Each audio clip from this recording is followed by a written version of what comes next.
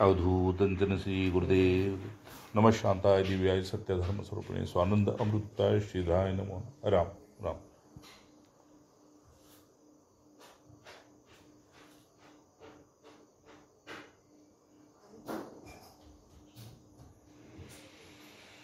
हो, संध्येनंतरचा विषय असा, ज्ञान स्वयंभू आहे, शांती स्वयंभू आहे, असंगत्व स्वयंभू आहे, जसा परमेश्वर स्वयंभू आहे.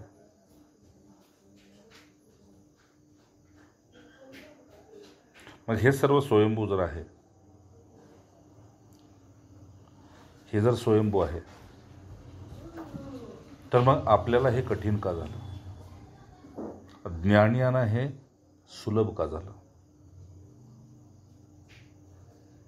तर परमहंस परिव्राजकाचार्य श्रीधर स्वामींना दत्त करुणा अर्णव या स्वानुभवामध्ये त्यांना असं सांगायचं आहे, हा त्यांचा प्राकृत ग्रंथ आहे, म्हणजे स्वानुभव आहे. जसं समर्थांचा दासबोध आहे तसा हे संन्यस्त पुरुष आहेत श्रीधर स्वामी. ठीक आहे. संन्यस्त पुरुषाचा स्वानुभव हाच असतो की मी अग्नी समान आहे. अग्नीला जसा कुठला दोष लागत नाही, तसा संन्याशाला खऱ्या अर्थानं कुठला दोष लागत नसतो. त्याचं कारण काय? तर तो परिवाहक आहे. बस एवढंच त्या संन्यस्तत्वाचं महत्त्व आहे. तो परिवाहक आहे. परिवाहक समजलं? अच्छा. तर हे सर्व स्वयंभू आहे. आता आपल्याला नाम दिलं आणि त्या नामाचा मंत्र करायला सांगितला, जप करायला सांगितलं.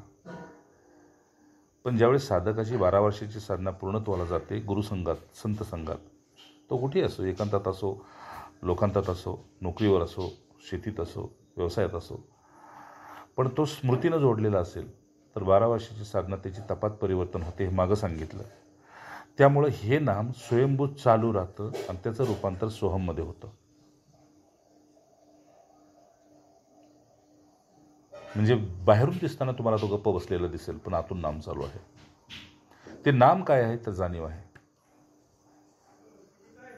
त्या नामाचा खरा अर्थ आहे जाणीव. मी कोण आहे आणि मी कोणाचा आहे, दोन्हीतले एक होणार. अगोदर मी कोणाचा आहे हे जाणार आणि पुन्हा मी कोण आहे हे कळणार. किंवा कोणाला अगोदर मी कोण आहे हे कळतं आणि पुन्हा कोणाला मी कोणाचं आहे हे कळतं. हे 2 मार्गाने त्याचं पूर्णत्व होतं. पूर्णत्व कसं होतं? तर जसं झाडाची मुळं आणि झाडाच्या फांद्या ह्या झाडाच्याच आहेत. ठीक आहे ना? झाडाची मुळं आणि झाडाच्या फांद्या ही झाडाचीच आहेत. झाडाला लागलेली पानं आणि फळं ही झाडाचीच आहेत. पण काही गळतेत, जसं परवा सांगितल्याप्रमाणे पारंबी कधी गळत नाही, मुळ्या कधी गळत नाहीत. तशाप्रमाणे या महापुरुषांच्या कृपेखाली जो शिष्यत्वाला पोचतो, शिष्यतत्वाला, त्या शिष्यत्वाला जेव्हा पोचतो त्यावेळेस त्याचा बीजमंत्राचा स्वर अखंड चालू राहतो. तो कर्मात असो, धर्मात असो, तो कशात बी असो, पण त्याचा तो मंत्र चालू आहे. म्हणजे त्याची स्मृती चालू आहे, म्हणजे त्यांची जाणीव चालू आहे.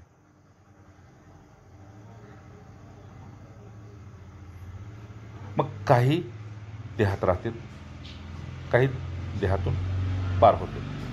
ती स्वतंत्र त्याची इच्छा आहे, त्याला बंधन नाही.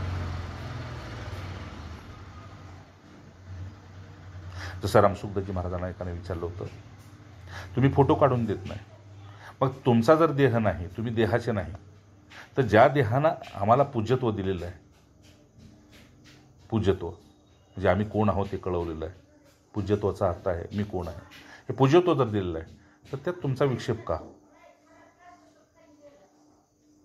तर त्यावेळी त्यांनी एकच सांगितलं, मला त्रास नाही, याचा दुरुपयोग करणाऱ्याला त्रास आहे. म्हणून मी जसा माझ्या देहाशी संबंध विच्छेद केलेला आहे, तसं तुम्ही तुमच्या देहाशी संबंध विच्छेद करून मी ज्या बोधत आहे त्या बोधत तुम्ही राहा. विषय संपला. बहिरंगानं तुम्हाला काय मिळणार आहे का? मी तुम्हाला माझं काहीही देऊ, पण बहिरंगानं तुम्हाला काय मिळणार नाही. अंतरंगामध्ये तुमचं प्रेम, तुमची शांती तुम्हाला माझ्यापर्यंत आणेल, मला तुमच्यापर्यंत आणवेल. राम. म्हणून अज्ञान सुंदरम स्वामी ह्या प्रकरणात आपल्याला सांगतात की अज्ञानामुळे सगळं हे सुंदर दिसायला लागलेलं आहे. खऱ्या अर्थानं तुझं सुंदरत्व तुला माहीत नाही म्हणून हे सुंदर दिसतंय. अज्ञानामुळे हे सुंदर दिसतंय. का? तर त्याच्यात तुझी वासना दडलेली आहे म्हणून हे सुंदर दिसतंय. जिथं तुझी तिथून वासना गेली हे तुला जसं आहे तसं दिसेल. मग हे कसं आहे? म्हणजे नाशिवंत आहे, क्षणभंगूर आहे, तात्पुरता आहे, क्षणिक आहे, माईक आहे, पण अंती राख आहे. हे जसं आहे तसं दिसू लागेल. उदाहरण ते म्हटले, पत्नीच्या ठिकाणी पत्नी आणि बहीणच्या ठिकाणी बहीण, दोन्ही बी स्त्रीच आहेत, पण भाव बदलला, रूप बदललं. भाव बदलला, रूप बदलला. रूप बदललं, भाव बदलला, नातं बदललं. तसं एक नजर ज्ञानाची आहे, एक अज्ञानाची नजर आहे. म्हणून तुम्हाला अज्ञानामुळे हे सुंदर दिसतं आणि त्याच्या पाठीमागं अविवेकानंच मात्र सुखाचे वाटणारे वरवर दिसायला केवळ मोहक भासणारे हे सर्वही दृश्य, त्यातून तुला बाहेर पडायचं असेल तर तो विवेक तुम्हाला सोहमच्या स्थितीमध्ये घेऊन जातो आणि केवळ चूप करतो. क्रिया काहीच करायला लावत नाही, केवळ तिथं स्थिर करतो. आणि मग जसा एक मोठा अधिकारी फक्त नजर मारतो फायलीवर, फायल्या सहीचा अधिकारी आहे तो, केवळ सहीचा अधिकारी आहे. पण सहीचा अधिकारी तेव्हा झालेला आहे ज्यावेळेस त्याची नजर त्याला ती प्राप्त झालेली आहे. तसं एक तुला ती नजर प्राप्त होते आणि तू सही करून टाकतोस की हे नाशिवंत आहे आणि हे माझ्या काय कामाचं नाही, देहापासून दृश्यापर्यंत. पण राहायचे त्याच लोकातनी, त्या ऑफिसरला बी त्याच मेसमध्ये खायचे, त्याच लोकात राहायचे, त्याच वाहनातून यायचे, त्याच सर्व याच देहात त्यालाही राहायचं आहे, ज्ञानी असो अज्ञान असो. पंचमहाभूताच्या गठोड्यात सर्वाला राहायचं आहे, गाठोड्यात. स्वामींना आपल्याला हे सांगायचे की सोहम जे आहे की नाही, म्हणजे झोपला की आपला स्वर चालू असतो, की सोहम करतोय. मग हा सर्वांचाच चालू आहे, पण माझ्या कृपेशिवाय त्याला प्रचिती येत नाही. मग असा तू कोण आहेस आमच्यावर प्रचिती करणारा? आम्हाला प्रचिती आणून देणारा तू कोण आहेस?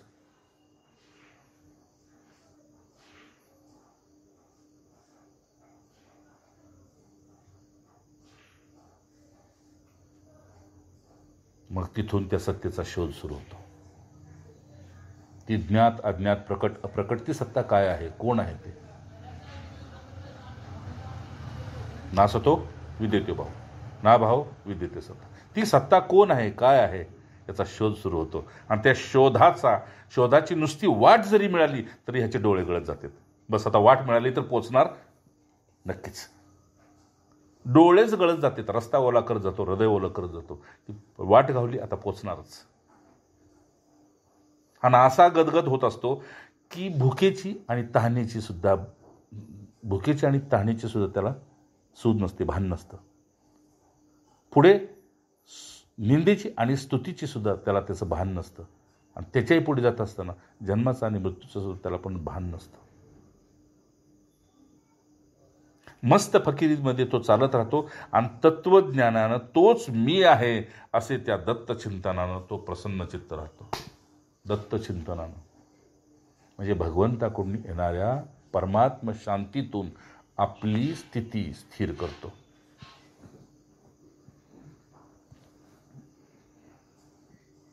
कारण त्यांना असं सांगायचं, वेळ वेळेवरच येते.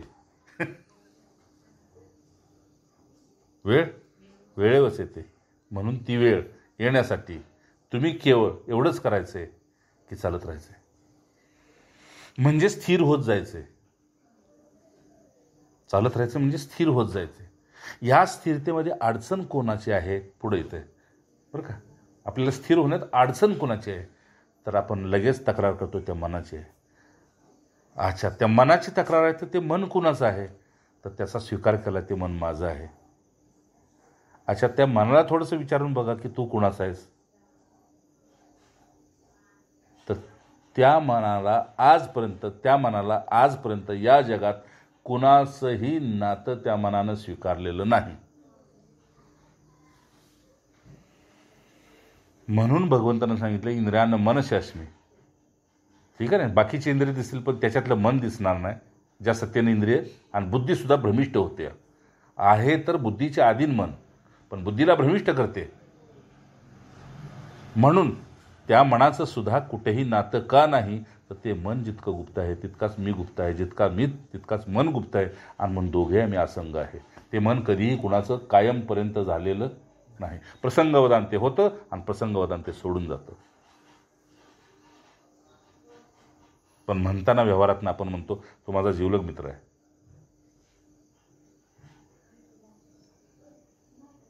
नाही, भगवंताचं मत मैत्र हा करुणायोज. ज्याच्यामध्ये करुणा दडलेली आहे तोच एक मित्र कर, बाकी कुठेही मैत्री करू नकोस. करुणा दडलेली आहे. पुढे बघा, खूप सुंदर श्लोक आहे. आणि म्हणून आदी मध्य अंती जे सुखाचा तुम्हाला आभास तुम्ही धरून ठेवलेला आहे, शेवटी तो दुःखदायक आहे हे विवेकवानालाच कळतं, बाकी कोणालाही कळत नाही. बाकी सर्व पळत राहतात. का? मोहांध आहेत म्हटले, मोहानं आंधळे आहेत, पळत राहतात. आणि त्यांच्या वाटेवर जर तुम्ही विघ्न उत्पन्न केलं तर ते कायमचे शत्रू आहेत. म्हणून पूर्वीचे गुरु असे होते की 12-12 वर्षानंतर शिष्यासाठी एखादा श्लोक बोलायचे किंवा एखादं तत्वचिंतनाचं सूत्र द्यायचं. ते 6 महिने, वर्षभर, 10 वर्ष, 12 वर्ष त्याचा अभ्यास कर. ते पचलं तर पुढचं बोलतो, नाहीतर नाही.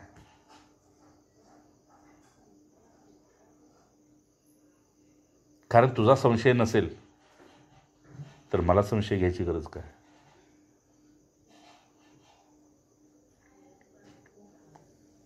म्हणते बरं का, पुढं म्हणते शेवटी अति दुःखदायक होते. तर अशा दुष्ट क्षणभंगूर विषय सुखाचा त्याग ज्याच्याकडून होत गेला, जसा त्याग होत गेला, जसं सूर्य मावळायला लागला की आपोआप अंधाराची तयारी होते, तसं किंवा सूर्य उगवायला लागला की आपोआप प्रकाशाची तयारी होते आणि अंधार जायची तयारी होते, तसं तसं विषय सुख सुटू लागलं. आणि हे विवेकाने हे असत्य असत्य वाटू लागलं, सत्य सत्य वाटू लागलं की सोहम प्रकट व्हायला लागतो. म्हणजे दीर्घ श्वास घेईल आणि चूप होईल. आणि ज्ञाननेत्रानं जगाकडे पाहिलं. बरं का, अज्ञान नाही, ज्ञाननेत्राकडे जगाकडे पाहिलं. सकाळचा विषय सांगतो. हिथून एक बोकड घेऊन चालला होता. मी तुळशीची पूजा करत होतो. बोकड घेऊन चालला होता. त्यानं मला नमस्कार घातला. जो बोकड घेऊन चालला होता कापायला खाली देवीकडं, त्यानं मला नमस्कार घातला. पण माझं लक्ष त्या बोकडात होतं. ते कधी त्याच्याबरोबर उड्या मारत चालत होतं, तर कधी असं ओढ खाऊन चाललं होतं. मला असं वाटलं की याला माहीत आहे का आपण कशाला चाललोय.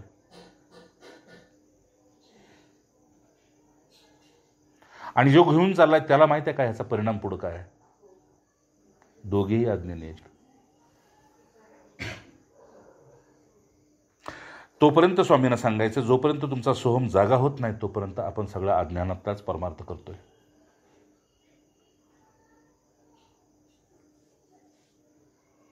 खातोय तो म्हणतोय मला पाप लागत नाही, कापतोय तो म्हणतोय मला पाप लागत नाही, जो पाळतोय तो बी म्हणतोय मला पाप लागत नाही. ज्ञानीपुरुषाची अशी स्थिती आहे. त्याच्यात सत्व असो, रज असो, तम असो, तिन्हीचं बी पाप त्याला लागत नाही आणि तिन्हीच्या बी पुण्यामध्ये तो अडकून पडत नाही. समज घ्या भाई. ठीक आहे. ज्ञानीपुरुषाचं हे असं आहे. म्हणून त्याच्या संगतीत नुसतं असणं हेच पुरेसं आहे. काही करणं हा भावच नाही राहिला पाहिजे. का रे, अरे दिवसभर महाराजांपाशी होतो पण संध्या नाही झाली, अरे राम. केवळ असणं हेच पुरेसं आहे. का? पुढं बघा सांगतात. आणि मग तोच मी आहे या तत्वज्ञानाने त्या श्री दत्तांचे मी असे अखंड चिंतन करत राहतो, जे गुणातीत आहेत, सत्वरज तमाच्या पलीकडे आहेत. गुणत्रयीच्या पलीकडे आहेत, देहत्रयीच्या पलीकडे आहेत.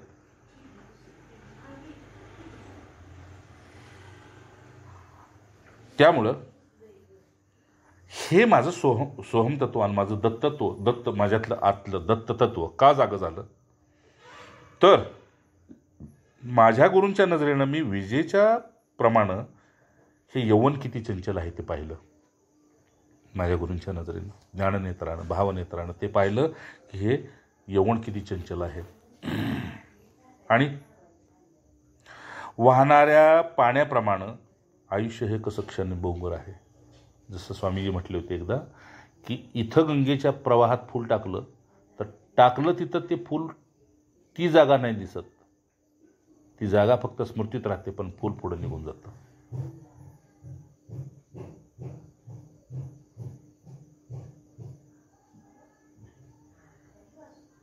म्हणून